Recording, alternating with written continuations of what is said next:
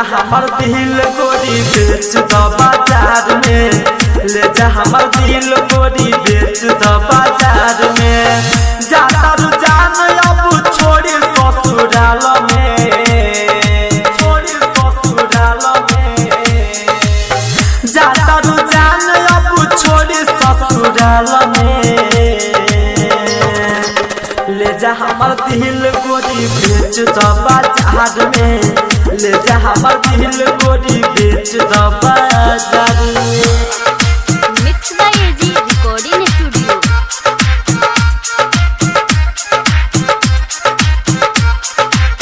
ले जा हमर दिल गोरी डीजे मनीष रक्सौल। बेच द बाजार में,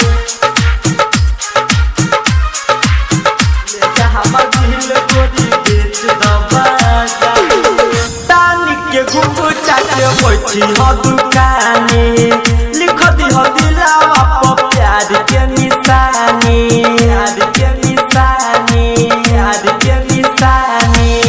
तानी के घुंघटा के बैठी ह दुकानी, लिख दी ह दिलावा पर प्यार के निशानी।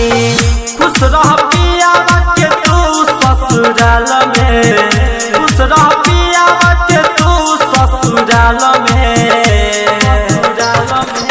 ले जा हमर दिल गोरी बेच द बाजार में, ले जा हमर दिल गोरी बेच द बाजार में।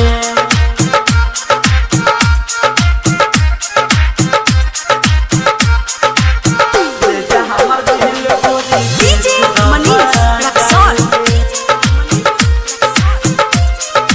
बेच द बाजार में,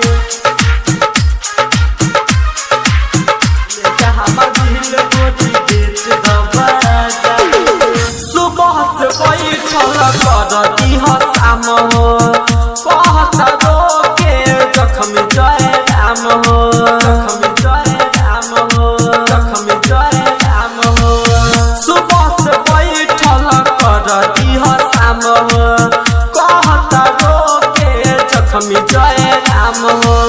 हरि शरण के गोरी प्यार में, भारती निराल के गोरी इंतजार में, इंतजार में। ले जा हमर दिल गोरी बेच द बाजार में, ले जा हमर दिल गोरी बेच द बाजार में। एजी रिकॉर्डिंग स्टूडियो रोशनपुर सपहा।